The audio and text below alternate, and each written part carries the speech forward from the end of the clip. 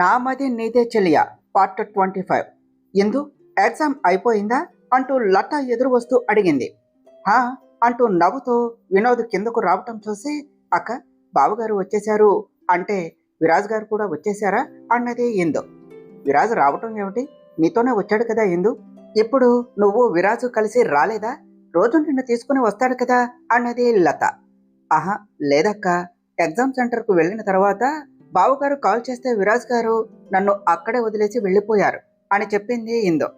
ఇందు, నేను కాల్ చేయలేదమ్మా, ఈరోజు మీ అక్కకు బాగోలేదు అంటే నేను ఇంట్లోనే ఉన్నాను, హాస్పిటల్లో చూపించి తీసుకొని ఇప్పుడే వచ్చాను, నేను వాడికి కాల్ చేయడం ఏమిటి అన్నాడు వినోద్. అదేంటి బావగారు, మీరే కాల్ చేశారు అని వెళ్ళారు అని కంగారుగా అన్నది ఇందు.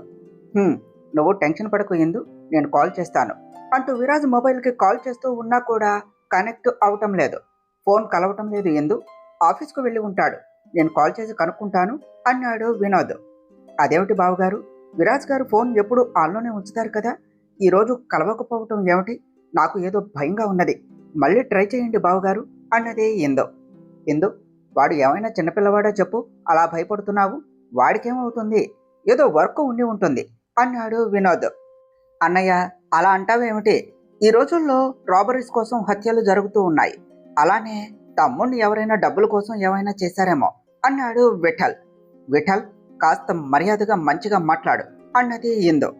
ఇందు, ఏం మాట్లాడుతున్నావు, పెద్దవాళ్లతో అలానేనా మాట్లాడేది, విఠల్ ఏమీ పరాయివాడు కాదు, నీకు స్వయాన బావవుతాడు, చదివితే ఉన్నమతి పోయింది అన్నట్టు మర్యాదలు కూడా మర్చిపోతున్నావా, బావను పట్టుకొని పేరు పెట్టి పిలుస్తున్నావు అని కోపంగా అన్నారు మహాదేవయ్య గారు. క్షమించండి మామయ్య గారు, ఏదో టెన్షన్లో అనేశాను, క్షమించండి చిన్నబాబు గారు అంటూ విఠల్ను కూడా క్షమాపణ అడిగింది ఇందు. బాబాయ్ వదిలేయండి, తను ఇంకా చిన్నపిల్లే కదా, తర్వాత తెలుసుకుంటుంది, ఇందు గారు టెన్షన్ పడకండి, బ్రో వచ్చేస్తాడులే, ఎక్కడికి వెళ్ళడు అన్నాడు విఠల్. ఇందు ఇక అక్కడ ఉండలేక తన మొబైల్ తీసుకుని విరాజ్కు కాల్ ట్రై చేస్తూ బయటకు వెళ్ళింది. అంతలో విరాజ్ రావటం చూస్తూ తన చేతిలో ఉన్న మొబైల్ను అలానే కిందకు పడేస్తూ విరాజ్ గారు అంటూ అరుస్తూ బయటకు పరిగెత్తింది. విరాజ్ గారు ఏమైంది, ఈ దెబ్బలేమిటి అంటూ తలకు ఉన్న కట్టు చేతికి ఉన్న కట్టు చూస్తూ టెన్షన్గా అడిగింది. ఇందు, ఐఆమ్ ఆల్ రైట్, నాకేమీ కాలేదు, నేను బాగానే ఉన్నాను, చిన్న యాక్సిడెంటు అంతే ఇందు అంటూ విరాజు తనను ఆపడానికి ట్రై చేస్తూ ఉన్నా కూడా ఇందు ఏడుస్తూ, చిన్న దెబ్బలు అంటారేమిటి విరాజ్ గారు, ఇలా తగిలితే అని అన్నది. విరాజ్ ఏమైంది అంటూ అందరూ వచ్చి అక్కడే నిలబెట్టి అడుగుతూ ఉన్నారు. అమ్మా, లోపలికి వెళ్ళిన తర్వాత కూడా అడగొచ్చు కదా, ఇలానే నిలబెట్టి మాట్లాడుతారా అన్నాడు విరాజు. ఇందు విరాజ్కు హెల్ప్ చేస్తూ విరాజును తీసుకుని వచ్చి హాల్లో కూర్చోబెట్టింది. విరాజ్, అసలు ఏమైంది, ఈ దెబ్బలేమిటి అన్నాడు వినోద్. అన్నయ్య, నీకోసమే వస్తూ ఉంటే కారుకి ఆపోజిట్లో ట్రక్ వచ్చింది, అది అన్బ్యాలెన్స్డ్గా వచ్చేసరికి యాక్సిడెంట్ అయ్యింది, జస్ట్ చిన్న యాక్సిడెంట్ అంతే, దానికి హంగామా చేస్తున్నావు నువ్వు అంటూ ఇందును చూసి చిన్నగా కసిరాడు విరాజ్. ఇందు గారు, మీరు ఒక డాక్టర్ అయ్యుండి ఇలా ఏడవటం చాలా సిల్లీగా ఉన్నది, ఈ దెబ్బలకే ఇలా ఏడిస్తే రేపు ఇంకేం చేస్తారు, అదే అండి, అంతకంటే పెద్ద పెద్ద యాక్సిడెంట్ కేసెస్ వస్తాయి, ఎలా లీడ్ చేస్తారు అన్నాడు విఠల్. బాగా చెప్పావు బ్రో, విన్నావు కదా, కాబోయే డాక్టర్ ఇలానే ఏడుస్తావా అన్నాడు విరాజ్.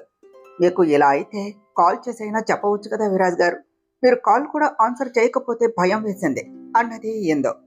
మొబైల్ మిస్ అయ్యింది ఇందు అన్నాడు విరాజ్. అయితే కాల్ చేస్తే లిఫ్ట్ చేయడానికి ఏమైంది విరాజ్ గారు అన్నది ఇందు. విరాజు తల కొట్టుకుంటూ, ఇందు మైండ్ పనిచేయటం లేదా, మొబైల్ లేకపోతే ఎలా లిఫ్ట్ చేస్తాను, కాస్త బ్రెయిన్ వాడు ఇందమ్మా అన్నాడు విరాజు. మీరు మాత్రం జాగ్రత్తగా ఉండరు అంటూ విరాజును చూస్తూ తన పక్కనే కింద కూర్చొని కాళ్ళకు తగిలిన దెబ్బలు చూస్తూ ఫస్ట్ ఎయిడ్ చేస్తూనే ఏడుస్తూ ఉన్నది ఇందు. ఇందుని అలా చూస్తూ ఉంటే అందరికీ తనకు విరాజ్ మీద ఉన్న ప్రేమ బాగా తెలుస్తూ ఉన్నది. ఇందు విరాజును రూమ్లోనికి తీసుకుని వెళ్ళు అన్నది లత. ఇందు విరాజుని రూమ్లోనికి తీసుకుని వెళ్ళింది. ఇందు అంటూ బెడ్ మీద పడుకున్న విరాజు ఇందు చెయ్యి పట్టుకుంటూ తన కళ్ళల్లో నీళ్లు తుడుస్తూ, ఎందుకు ఇలా ఏడుస్తున్నావు, చిన్న దెబ్బలే కదా, త్వరగానే తగ్గుతాయి అన్నాడు. మీకు అలానే ఉంటుంది విరాజ్ గారు, చిన్న దెబ్బలే, టైం బాగున్నది కాబట్టి సరిపోయింది, లేకపోతే ఏమయ్యేది విరాజ్ గారు అన్నది ఇందు. ఇందు, ఇప్పుడేమీ కాలేదు కదా, ఎగ్జామ్ ఎలా రాశావు, బానే అటెంప్ట్ చేశావా అన్నాడు విరాజ్. ఎగ్జామ్ లేదు ఏమీ లేదు, మీరేమీ మాట్లాడకండి, రెస్ట్ తీసుకోండి అన్నది ఇందు. విరాజ్ ఇందుని పక్కన కూర్చోపెట్టుకుంటూ, ఈ నొప్పుల కన్నా కూడా నువ్వు బాధపడుతూ ఉంటే ఇక్కడ నొప్పి ఎక్కువగా ఉన్నది అంటూ గుండెలపై చేయి పెట్టి చూపిస్తూ అన్నాడు. ఇందు విరాజును హక్ చేసుకుంటూ, భయం వేసింది విరాజ్ గారు, మీకు ఏమైనా అయితే నా వల్ల కాదు, మీరు ఎప్పుడూ బాగుండాలి. నా వాళ్ళందరూ నాకు దూరమైనా అందరినీ మీలోనే చూసుకుంటున్నాను. మీరు కూడా దూరం అయితే నాకు బ్రతకటానికి కూడా కారణం ఉండదు. విరాజ్ గారు, ఈరోజు మిమ్మల్ని ఇలా చూస్తే ప్రాణం పోయినట్టు ఉన్నది అని ఏడుస్తూ విరాజ్ గుండెలపై తల ఆనిస్తూ అలానే ఉన్నది. విరాజ్ ఇందు నుదుటిన ముద్దిస్తూ, నాకేమవుతుంది ఇందు, నీకోసమైనా నేను ఎప్పుడూ బాగుంటాను. నా ప్రాణాన్ని ప్రాణంగా చూసుకోవాలి కదా, నేను నీతోనే నీ పక్కనే ఉంటాను అంటూ ఇందు భుజంపై తడుముతో తనకు ధైర్యాన్ని చెప్పాడు. ఇందు ఇందు నిన్నేనే, నీకు తెలుసా, ఈరోజు నేను చాలా ప్లాన్స్ వేసుకున్నాను. ఈ రోజుతో నా బ్రహ్మచర్యానికి స్వస్తి అనుకున్నాను, కానీ ఇలా మళ్ళీ మిస్ అయ్యింది. మొత్తానికి నేను ఏదో జన్మలో శోభనం జంటను వేరు చేసినట్టు ఉన్నాను. అందుకే నాకు శోభనం జరగకుండా ఉన్నది. నువ్వు ఇలానే ఉంటే అని అంటూ, ఎలా ఉన్నా నాకేమీ పర్వాలేదు, ప్రొసీడ్ అయిపోదాం. ఎలానూ నా పెళ్ళం ఇప్పుడు డాక్టర్ అయిపోయింది కదా, తానే అన్నీ చూసుకుంటుంది, ఏమంటావు అని హస్కీగా అన్నాడు విరాజ్. విరాజ్ మాటకు ఇందుకి సిగ్గుగా అనిపిస్తూ ఉంటే చిరుకోపంగా చూస్తూ చెంపపై చిన్నగా కొట్టి, సిగ్గు లేకుండా తయారవుతున్నారు ఈ మధ్య. 3 months వరకు మీకు కంప్లీట్ బెడ్ రెస్ట్ అన్నది. ఆ ఇలా అయితే అయినట్టే ఇందు అన్నాడు విరాజ్. ఊరుకోండి విరాజ్ గారు అంటూ సిగ్గుపడుతూ బయటకు వెళ్ళిపోయింది ఇందు.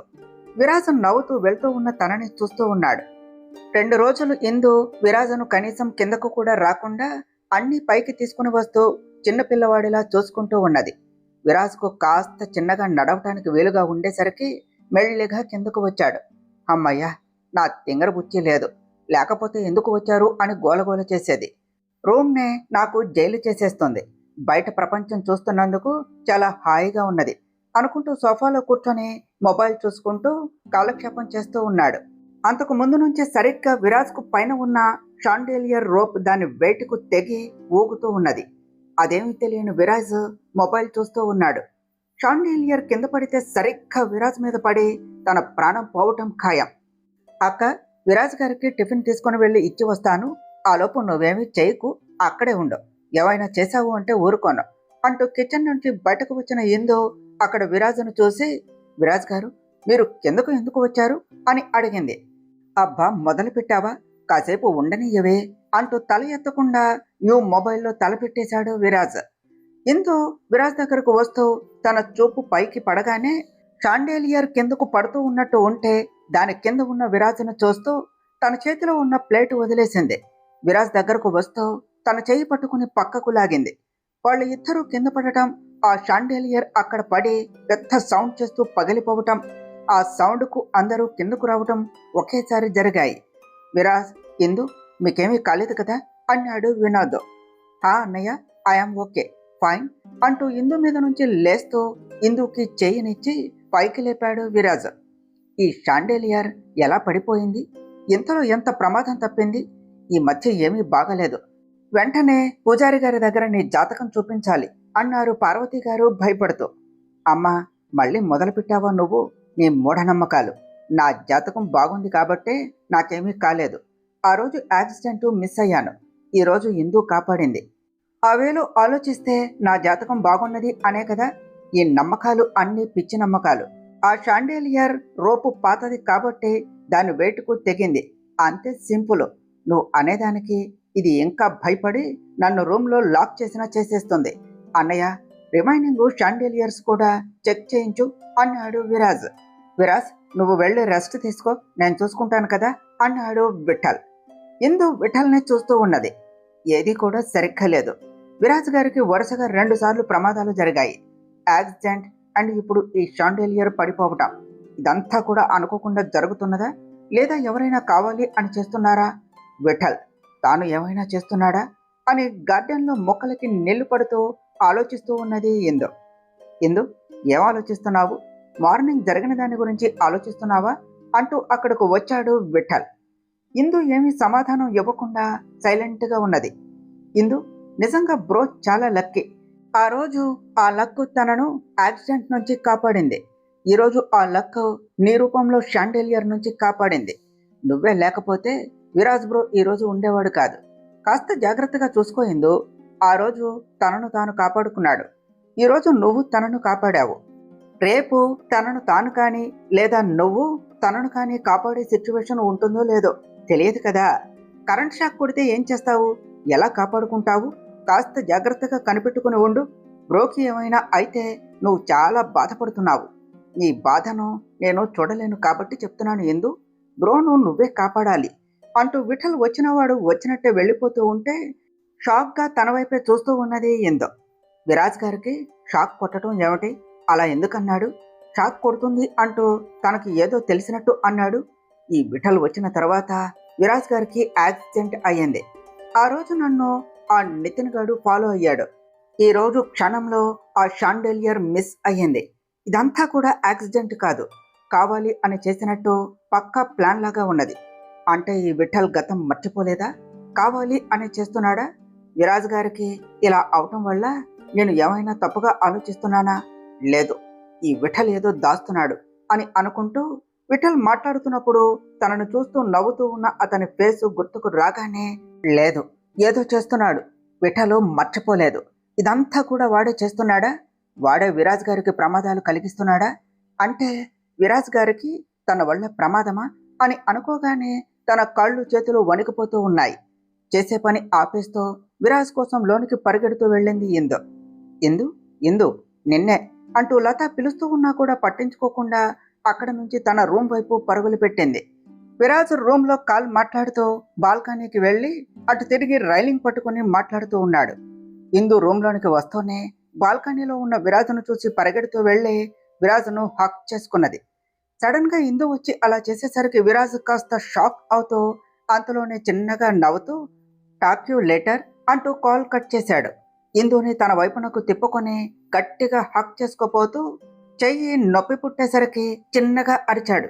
ఏమైంది విరాజ్ గారు అని అడిగింది ఇందు. విరాజ్ ఇందుని చూసి చిన్నగా నవ్వుతూ ఏమీ లేదు కానీ నువ్వేమిటి బంగారం, కావాలి అన్నప్పుడు ఆఫర్స్ ఇవ్వవు కానీ ఈ మధ్య వద్దు అని అంటున్నా ఆఫర్స్ ఇచ్చేస్తున్నావు. మీ ఆయన దెబ్బలతో ఉంటేనే ప్రేమ ఎక్కువ అవుతుందా అని అన్నాడు. అలాంటి మాటలే వద్దు అంటూ నోటిని చేతితో మూసేసింది ఇందు. విరాజ్ ఆ చేతిని అలానే నాలుకతో లిక్ చేస్తూ చిన్నగా కిస్ చేశాడు. ఇందు తన వైపు చూడగానే ఏమిటి అంటూ కళ్ళతోనే నవ్వాడు. ఇందు కళ్ళు గుండ్రంగా తిప్పుతూ బయటకు చూసింది. సో వాట్, అయితే ఏమిటి, నా పెళ్ళం నా ఇష్టం అన్నట్టు కళ్ళతోనే చూస్తూ మూవ్మెంట్ ఇచ్చాడు విరాజ్.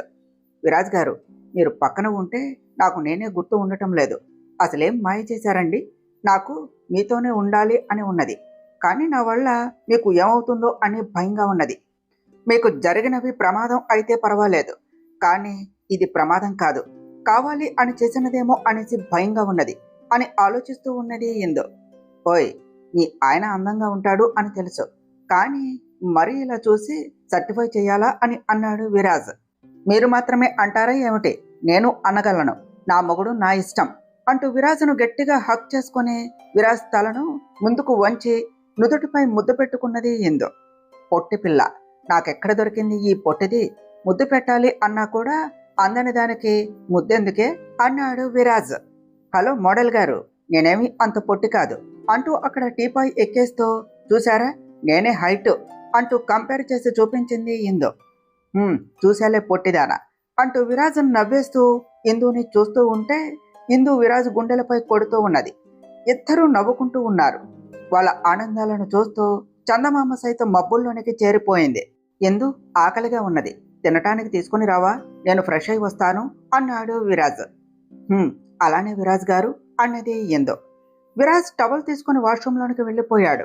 అయ్యో, నేను ఎందుకు వచ్చాను, ఏం చేశాను అంటూ తల కొట్టుకుంటూ విరాజ్ గారి పక్కనే ఉంటే టైం తెలియదు అని నవ్వుకుంటూ బయటకు వెళ్ళింది ఇందు. విరాజ్ వాష్రూమ్ లాక్ చేసి గీజర్ ఆన్ చేస్తూ ఒక్కసారిగా పెద్దగా అరిచాడు. రూమ్లో నుంచి బయటకు వెళుతూ ఉన్న ఇందు విరాజ్ అరుపుకు వెళ్లేది ఆగుతూ కంగారుగా విరాజ్ గారు అంటూ వచ్చి డోర్ కొట్టింది. కానీ విరాజ్ వైపు నుంచి ఎలాంటి సమాధానము రాకపోతూ ఉంటే ఇందులో కంగారు పెరిగిపోయింది. రూమ్లో నుంచి బయటకు వచ్చి బావగారు, మామయ్య, అత్తయ్య అంటూ ఏడుస్తూ పెద్దగా అరిచింది. అందరూ వచ్చేసరికి వాళ్ళని చూస్తూ విరాజ్ గారు వాష్రూంలోనికి వెళ్ళి పెద్దగా అరిచారు. నాకు భయంగా ఉన్నది బావగారు అన్నది ఇందు. డోంట్ వర్రీ అంటూ వినోద్ వెళ్ళి డోర్ను నాక్ చేస్తూ తీయటానికి ట్రై చేస్తూ ఉన్నాడు. అందరూ కంగారుగా ఉన్నారు. విఠల్ అదంతా చూస్తూ నింపాదిగా పక్కన నిలబడి ఉన్నాడు. విరాజ్ గారు మాట్లాడండి అన్నది ఇందు. ఇందు ఊరుకో, ఏమీ కాదు అంటూ లత ఓదారుస్తూ ఉన్నది. అక్క, నాకు భయంగా ఉన్నదక్క, లోపల ఆయనేమీ మాట్లాడటం లేదు అన్నది ఇందు. వినోద్ డోర్ బద్దలు కొడుతూ ఓపెన్ చేసేసరికి ఇందు ఫాస్ట్గా లోనికి వెళ్ళింది. విరాజ్ కింద పడిపోవటం చూసి విరాజ్ గారు అంటూ ఏడుస్తూ లేపటానికి ట్రై చేస్తూ ఉన్నది.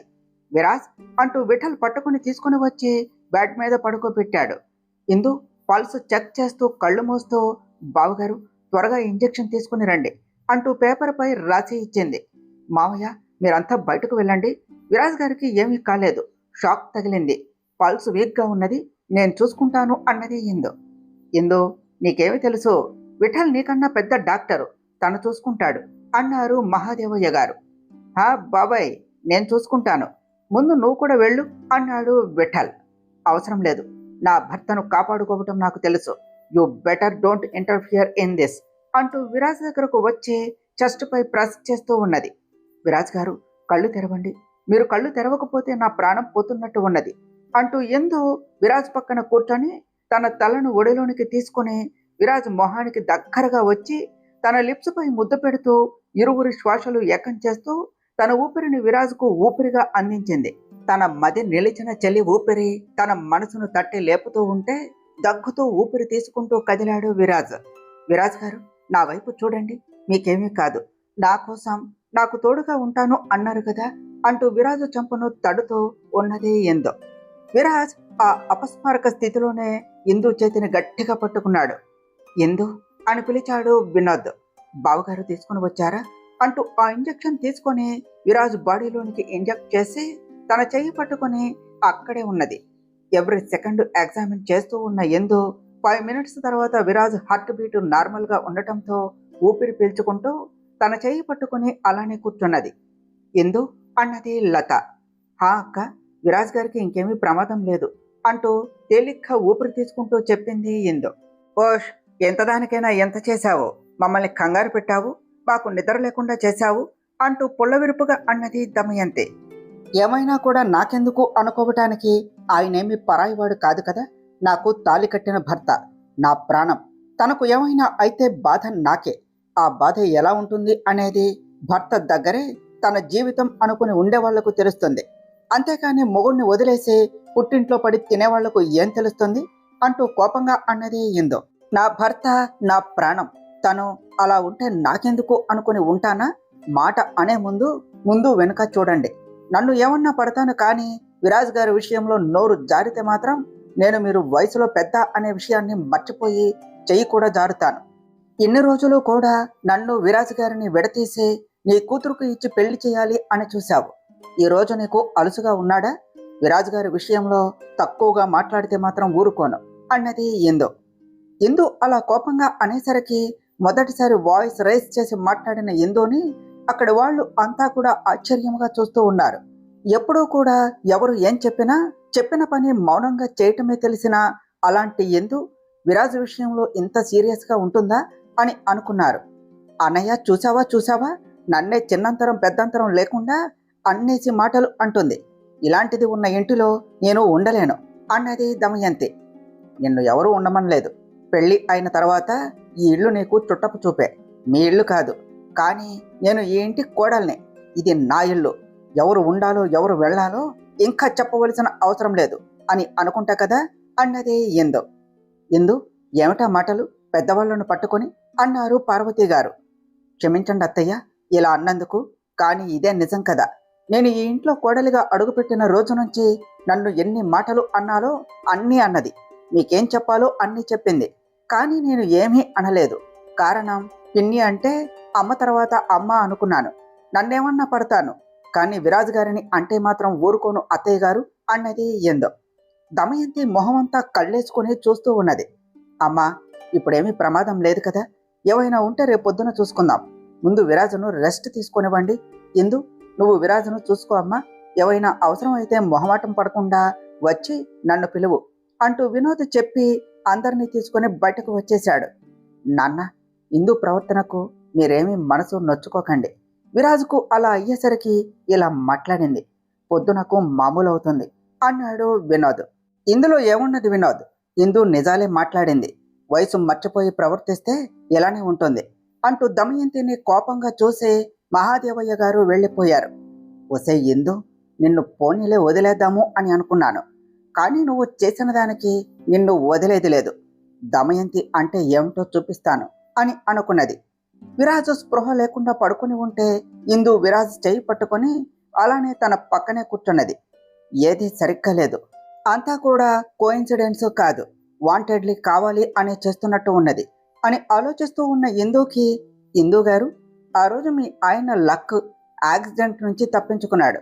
ఈరోజు షాండేలియర్ నుంచి నీ అదృష్టం కాపాడింది. రేపు ఏ కరెంట్ షాక్ కొడితే ఏం చేస్తావు అన్న విఠల్ మాటలు గుర్తుకు వస్తూ ఉంటే ఇందు కళ్ళు కోపంతో ఎర్రబడ్డాయి. విరాజు చెయ్యి వదిలి అక్కడ నుండి బయటకు వచ్చింది. ఆ రూమ్ మొత్తం కూడా పొగ నిండిపోయింది.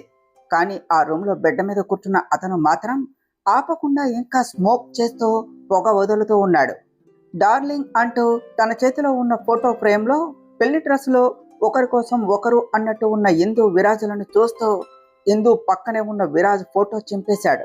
ఇందు ఫోటో చూస్తూ, నేను కావాలి అనుకుని మనసు పడితే నువ్వేమిటే అన్నీ వదిలేసి నన్ను మర్చిపోయి వాడి కోసం అంతలా ఏడుస్తున్నావు? నచ్చలేదు. నువ్వు వాడి కోసం ఏడవటం నాకు నచ్చలేదు డార్లింగ్. నువ్వు ఏడవాలి, బాగా ఏడవాలి. కానీ అది నా కోసం, నా వల్ల ఏడవాలి. వాడి కోసం నువ్వు ఏడవటం నాకు నచ్చలేదు డార్లింగ్. నువ్వు నా దానివి. వాడిని పెళ్లి చేసుకుని నా నుంచి తప్పించుకుందాము అని అనుకున్నావా? నిన్ను నా దాన్ని చేసుకోవటానికి ఇదే కాదు, ఏవైనా చేయటానికి నేను వెనుకాడను. వాడి కోసం నాతోనే కోపంగా అన్నీ మర్చిపోయి మాట్లాడుతున్నావు. వాడు పక్కన ఉన్నాడు అనేనా ఆ ధైర్యం? నీకు భయాన్ని మళ్ళీ పరిచయం చేస్తానే. ఆ రోజు నీ నడుమును తాకినప్పటి నుంచి నిన్ను ఎప్పుడు మళ్ళీ పట్టుకోవాలా అని నాకు పిచ్చెక్కుతుంది అంటూ ఇందు ఫోటోను సిగరెట్తో కాలుస్తూ వికృతంగా నవ్వుతూ ఉన్నాడు. అంతలో డోర్ ఓపెన్ అయ్యేసరికి ఆ ఎంట్రన్స్ వైపు చూస్తూ లోనికి వస్తూ ఉన్న ఇందుని చూస్తూ ఉన్నాడు. లోనికి వస్తూ ఉన్న ఇందు వస్తూనే నేరుగా విఠల్ దగ్గరకు వెళ్ళి తన కలర్ పట్టుకొని పైకి లేపుతో, నిజం చెప్పు, ఏం చేస్తున్నావు అంటూ చంప పగిలేలాగా కొట్టింది. ఇందు గారు, ఏం చేస్తున్నారు? నన్ను ఎందుకు కొడుతున్నారు? ఏమైంది? మొదటిసారి నా రూమ్లోనికి వచ్చారు. అలా కూర్చొని మాట్లాడుకుందాం ఇందు గారు అన్నాడు విఠల్. నటించకు విఠల్, స్టాప్ దిస్ యాక్టింగ్. ఎందుకు ఇంకా నటిస్తున్నావు? నాకు తెలుసు విరాజ్ గారికి జరిగినవన్నీ కూడా ప్రమాదాలు కాదు, నువ్వే కావాలి అని చేస్తున్నావు. ఇంకెందుకు అలా నటిస్తున్నావు? విఠల్, నీకు అంతా గుర్తు ఉన్నది. నువ్వేమీ మర్చిపోలేదు. ఏమి కావాలి? ఎందుకు ఇదంతా చేస్తున్నావు అన్నది ఇందు. విఠల్ పెద్దగా నవ్వుతూ ఇందు పట్టుకున్న కాలర్ విడిపించుకుంటూ, అన్నీ తెలుసుకున్నావా డార్లింగ్ అంటూ ఇందు గొంతు పట్టుకుని గట్టిగా బిగిస్తూ గోడకు లాక్ చేశాడు. ఏమిటే, నా ముందే వాయిస్ రైజ్ అవుతుంది? అప్పుడే మర్చిపోయావా ఈ విఠల్ గాడి పవరు? నన్ను చూస్తేనే భయంతో వణికిపోతూ నా నుంచి తప్పించుకుంటూ ఉన్నదానివి ఈరోజు నా ముందే నా కళ్ళలోనికి చూస్తూ మాట్లాడుతున్నావు. అంత ధైర్యం వచ్చేసిందా? ఈ ధైర్యం నీది కాదు, వాడిది. వాడు నీలో నింపిన ధైర్యమే నిన్ను నాతో ఇలా మాట్లాడేలా చేస్తుంది అంటూ ఇందుకి దగ్గరగా వచ్చాడు. ఇందు మొహం మీదకు మొహాన్ని తీసుకొని వస్తూ, నిన్ను నీ స్మెల్ను చాలా మిస్ అవుతున్నానే, కానీ నువ్వేమో వాడి కోసం నన్ను వదిలేస్తావా? అప్పుడే మర్చిపోయావు నేనేమిటి అనేది. అది గుర్తు చేయాలి అనే, నిన్ను నాదాన్ని చేసుకోవాలి అనే, నీకు నాకు మధ్యలో ఉన్న ఆ విరాజ్ గాడిని అడ్డు తప్పించాలి అని అనుకుంటున్నాను.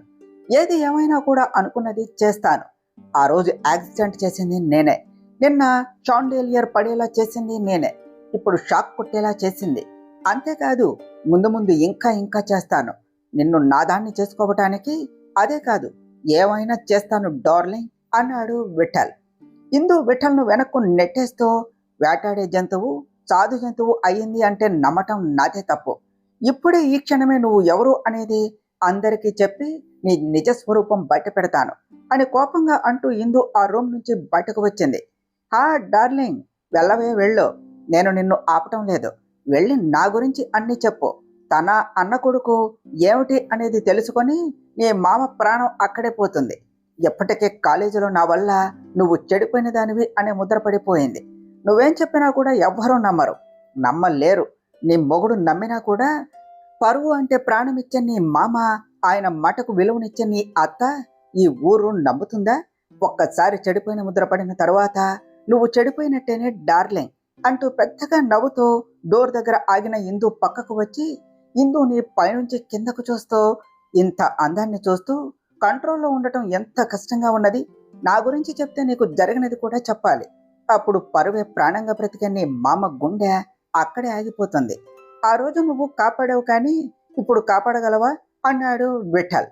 ఇందుకి మహాదేవయ్య గారి కండిషన్ గుర్తుకు వస్తూ 2 అడుగులు వెనక్కు వేస్తూ, ఎందుకు ఇదంతా చేస్తున్నావు? ఎందుకు నన్ను ఇలా హింసిస్తున్నావు? నీ వల్ల నా వాళ్లను అందరినీ దూరం చేసుకున్నాను. దేవుడు నాకు మళ్ళీ ఈ కుటుంబాన్ని ఇచ్చాడు. ప్లీజ్ నన్ను వదిలే విఠల్, నాకు నువ్వంటే ఇష్టం లేదు అని అన్నది. డార్లింగ్, నాకు నువ్వంటే ఇష్టం, నీ మీద పిచ్చి ప్రేమ, కానీ నా ప్రేమంటే నీకు ఇష్టం లేదు. వాడు కావాలా నీకు? వాడి కోసం నన్ను కాదు అంటున్నావా అని కోపంగా అన్నాడు విఠల్. విఠల్ ప్లీజ్, నీ వల్ల నేను కోల్పోయింది చాలు, నన్ను ఇంకా బాధ పెట్టకు, దయచేసి ఇవన్నీ వదిలేసి వెళ్ళిపో విఠల్ అన్నది ఏందో. నువ్వు ఇలా నన్ను బెక్ చేస్తూ ఉంటే చాలా బాగున్నది. ఇది కదా నీ దగ్గర నేను చూడాలి అనుకునేది. నాకు నువ్వు ధైర్యంగా ఉంటే అస్సలు నచ్చదే. ఇలా భయపడుతూ ఏడుస్తూ ఉంటేనే ఇష్టం. నీ కళ్ళల్లో ధైర్యం కనిపిస్తే నాకు కోపం పెరిగిపోతుంది. ఇప్పుడు కదా నాకు హ్యాపీగా ఉండేది. నువ్వు ఇలా ఉంటే నాకు చాలా ఇష్టం డార్లింగ్ అంటూ దండం పెడుతూ ఏడుస్తూ ఉన్న ఇందుని చూసి నవ్వుతూ అన్నాడు విఠల్. నీకు ఇప్పుడు వేరే ఆప్షన్ లేదు ఇందు. నీకోసం 2 ఇయర్స్ పిచ్చివాడిని అయిపోయానే. డార్క్ రూమ్లో కేవలం నిన్ను చూస్తూ గడిపాను. అలాంటి నా ప్రేమ కాదు అని వాడు వచ్చి 6 మూరల తాడుతో 3 ముళ్ళు వేస్తే దానికోసం నన్నే ఎదిరిస్తున్నావా? నేను ఎవరో అప్పుడే మర్చిపోయావా? లేదా నేనేం చేశానో గుర్తుకు లేదా? మళ్ళీ గుర్తు చేయనా అన్నాడు విఠల్. విఠల్, నన్ను ఇలా వదిలే, నీకు దండం పెడతాను. నీ వల్ల బ్రతకాలి అనే ఆశ మర్చిపోయాను. చావటానికి కూడా భయం. అలాంటి టైంలోనే విరాజ్ గారు నా లైఫ్లోనికి వచ్చారు. నన్ను నాకు మళ్ళీ పరిచయం చేస్తూ నీ వల్ల మర్చిపోయిన నా నవ్వును మళ్ళీ నాకు అందించారు. విరాజ్ గారు అంటే నాకు ప్రాణం. అంతకు మించి ఆయన లేకుండా నేను బ్రతకలేను. విరాజ్ గారికి కూడా అంతే. దయచేసి నా లైఫ్ డిస్టర్బ్ చేయకు విఠల్. ఆయన లేకుండా నేను బ్రతకలేను అన్నదే ఏందో. అయితే చచ్చిపోవే. వాడు అంటే అంత ప్రేమ. నీ లైఫ్లోనికి వాడికంటే ముందే నేను వచ్చాను. ప్రేమ అంటే నన్ను కాదు అన్నావు, చీ కొట్టావు. వాడికి నాకు తేడా ఏమిటే? వాడు కావాలి అని అంటున్నావు. ఏం వాడిలాగా నేను నిన్ను సుఖపెట్టలేను అని అనుకుంటున్నావా అన్నాడు విఠల్. ఛీ, మనిషి మాట్లాడే మాటలు మాట్లాడుతున్నావా? నువ్వు మనిషి కాదు, రాక్షసుడివి. ఆడదాని శరీరం మాత్రమే చూసే నీకు అంతకంటే వేరే ఆలోచన ఉండదు. ప్రేమకు కామానికి తేడా తెలియని నీలాంటి వాడికి ఇంతకంటే ఇంకేం ఆలోచన ఉంటుంది? నీకు విరాజ్కి కంపారిజన్ ఏమిటి? అసలు ఏమన్నావు? వాడిలాగా సుఖపెట్టలేవా? ఆడది కనిపిస్తే బలవంతం చేసి సుఖపడే నువ్వు ఆడపిల్ల సుఖం ఎలా తెలుసుకుంటావు? పెళ్ళై ఇన్నాళ్ళైనా విరాజ్ గారికి నా మీద పూర్తి హక్కు ఉన్నా కూడా నన్ను ఇంతవరకు ఫోర్స్ చేయలేదు. నా ఇష్టానికి వాల్యూ ఇస్తాడు. నన్నులాగా చూస్తాడు. సుఖపెట్టడం అంటే ఆడదాని శరీరాన్ని ఇష్టం వచ్చినట్టు వాడుకోవటం కాదు, మనసు తెలుసుకోవటం. ఆ విషయంలో విరాజ్ గారి కాలి గోటికి కూడా నువ్వు సరిపోవు అన్నదే ఏందో. వాడంటే అంత ప్రేమ ఉన్నది అన్నమాట. అందుకనే నిన్ను నాతో తీసుకుని వెళ్ళాలి అంటే వాడిని అడ్డు తప్పించాలి అని ఇంత చేశాను. వాడిని లేపేసి నిన్ను తీసుకుని పోవాలి అని అనుకున్నాను. లక్కీ ఫెల్లో ప్రతిసారి సేవ్ అవుతున్నాడు. కానీ నువ్వు ఫీల్ అవ్వకు డార్లింగ్. నీ మొగుడిని త్వరలోనే లేపేసి నిన్ను నాతో తీసుకుని వెళ్ళిపోతాను అన్నాడు విఠల్. ఆ మాటకు ఇందు వాడి చెంప మీద కొట్టడానికి చెయ్యెత్తి కొట్టబోతూ ఉంటే ఆ చెయ్యి పట్టుకుని ఇందు చెంప మీద లాగి పెట్టి కొట్టి కింద పడిన ఇందు జుట్టు పట్టుకుని చూస్తూ, ఏమిటే ఊరుకుంటున్నా అనేసి రెచ్చిపోతున్నావు? వాడిని అంటే అంత పొడుచుకొస్తుందా? నీ ధైర్యం వాడే కదా, అందుకనే ఆ ధైర్యాన్ని లేకుండా చేస్తాను. ఆ తర్వాత నిన్ను అందరికీ దూరంగా తీసుకుని వెళ్ళిపోతాను అన్నాడు విఠల్. నేను చావనైనా చస్తాను, కానీ నీ చేతికి చిక్కుతాను అని అనుకోకు. ఇందుమతి ఇక్కడ. నా వాళ్ళను నాకు దూరం చేస్తాను అంటున్నావు.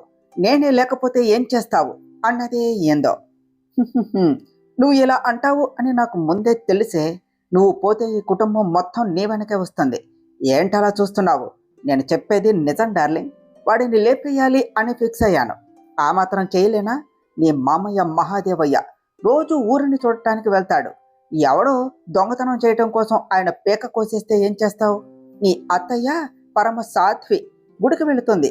అక్కడ కళ్ళు తిరిగి కాళ్ళు కడుక్కోవటానికి కోనేటి దగ్గరకు వెళ్ళి అందులోనే పడిపోయి చచ్చిపోతే, నీ అక్క పిల్లలు లేరు అని, పుట్టే అవకాశం లేదు అనే బాధలో టెర్రస్ పైకి వెళ్ళి అక్కడి నుంచి దూకేస్తే, పెళ్ళాం దూరమైంది అని నీ బావగారు వినోద్ మందు తాగి ఫాస్ట్ గా కారు డ్రైవ్ చేస్తూ ఆ మధ్యలో వెళ్ళి ఎదురుగా వచ్చేదాన్ని ఢీకొట్టి చచ్చిపోతే, నీకు ఎంతో ప్రేమైన నీ భర్త విరాజు పెళ్ళాం చచ్చి ఫ్యామిలీ మొత్తం దూరం అయ్యి తర్వాత తన సిచ్యువేషన్ ఏమిటి అంటూ నవ్వాడు విఠల్.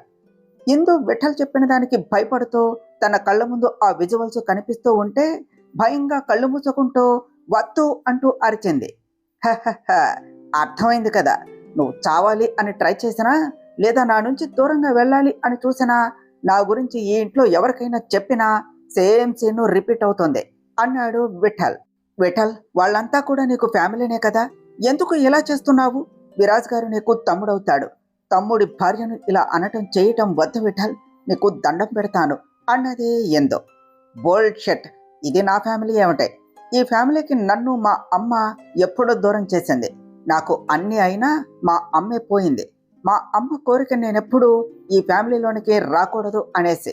కానీ నీ కోసం ఉన్నానే. నా నుంచి తప్పించుకుని బాగానే తిరిగి చివరికి వీడిని పెళ్లి చేసుకున్నావు. అంతా బాగానే చేసావు, కానీ ఒక్క చోట దొరికిపోయావే. ఆ విరాజ్తో కలిసి ఫ్యాషన్ వీక్ లో పార్టిసిపేట్ చేసి నీ మొగుడుతో కలిసి ఫొటోస్ దిగావు కదా, అక్కడ నీ కోసం నేను వెతుకుతున్నా అనేసి తెలిసి కూడా ధైర్యంగా మొగుడుతో ఉన్నావు. అదే నువ్వు ఎక్కడ ఉన్నావు అనేది తెలిసేలాగా చేసింది. మా అమ్మకు ఇక్కడకు రావటం ఇష్టం లేకపోయినా నా కోసం వస్తూ మా అమ్మ దూరం అయ్యింది. అసలు లాస్ట్ టైం వచ్చినప్పుడు నిన్ను మిస్ అయ్యానే, నాకు కనపడకుండా హైడ్ అయ్యావు. ఇప్పుడు వచ్చిన తర్వాత కూడా ఇన్ని రోజులు నీ ముందు నటించలేక చచ్చిపోయాను. ఇకపై నాకు నటించే అవసరం లేదు. నీకు వారం రోజులు టైం ఇస్తున్నాను. ఈ 1 వీక్ లో నువ్వు నా సొంతం అవ్వాలి. నిన్ను ఈ ఫ్యామిలీ, చివరికి నీ మొగుడే నాకు వద్దు అంటూ నిన్ను గెంటేయాలి. నువ్వు నాతో నా కోసం వచ్చేయాలి. లేదా ఆ తర్వాత జరిగేదానికి నాకు ఎలాంటి సంబంధం లేదు. అర్థమైందా? చెప్పవే, అర్థమైందా అంటూ కోపంగా జుట్టు పట్టుకొని అడిగాడు విఠల్. ఇందు భయంగా విఠల్ని చూస్తూ విఠల్ను వెనక్కు నెట్టేస్తూ ఆ రూమ్ నుంచి బయటకు పరిగెత్తింది. నేరుగా విరాజ్ దగ్గరకు వెళ్ళి బెడ్ మీద పడుకుని ఉన్న విరాజును ముందుకు వంగి పట్టుకుని హక్ చేసుకున్నది. డార్లింగ్, నన్ను కాదు అని వీడి కోసం వచ్చావా? చూసావు కదా, నా దెబ్బకు తట్టుకోలేక అలా బెడ్ మీద పడి ఉన్నాడు. నువ్వు ఇంకా లేట్ చేస్తే అక్కడ కూడా ఉండడు అని నవ్వుతూ అన్నాడు విఠల్. నా బలం, నా ధైర్యం అన్ని కూడా విరాజ్ గారే. ఆయనకి దూరం అవటం అంటే నా ప్రాణం పోవటమే. పరాయి ఆడదాన్ని కోరుకున్న ఎవరూ కూడా బ్రతకలేదు. సీతను కోరుకున్న రావణాసురుడు 10 తలలు ఉన్నవాడే చచ్చాడు. నువ్వు ఎంత? విరాజ్ గారు నా పక్కన ఉంటే నాకు ధైర్యం. ఇప్పుడు చెప్తున్నాను, నా ప్రాణం పోయినా కూడా నువ్వు చెప్పినట్టు చేయను. నీతో రాను. రేపే విరాజ్ గారికి అన్ని నిజాలు చెప్పేస్తాను. ఇన్ని రోజులు నవ్వుతూ ఉన్న నా భర్తను మాత్రమే చూశావు. ఆయన కోపాన్ని చూడలేదు. చూడాలి అని అనుకోకు అన్నది ఎందో. చూస్తానే, ఏం చేస్తారో నేను చూస్తాను. వారం రోజుల్లో నువ్వు నాతో రాకపోతే నేను అన్న ప్రతి పని చేసి చూపిస్తాను అంటూ కోపంగా చెబుతూ అక్కడి నుంచి వెళ్ళిపోయాడు విఠల్. విరాజ్ గారు అంటూ విరాజును అలానే పట్టుకుని ఏడుస్తూ తన పక్కనే ఎప్పటికో పడుకుండిపోయింది ఎందో. తర్వాత ఏమి జరిగిందో నెక్స్ట్ పార్ట్లో తెలుసుకుందాం ఫ్రెండ్స్. డియర్ ఫ్రెండ్స్, మీకు గనుక ఈ కథ నచ్చినట్లయితే మీ అభిప్రాయాలను కామెంట్ల రూపంలో తెలియచేయండి. ఈ వీడియోను లైక్ చేయండి, షేర్ చేయండి. మా ఛానల్ను సబ్స్క్రైబ్ చేసుకోండి ఫ్రెండ్స్. Thank you.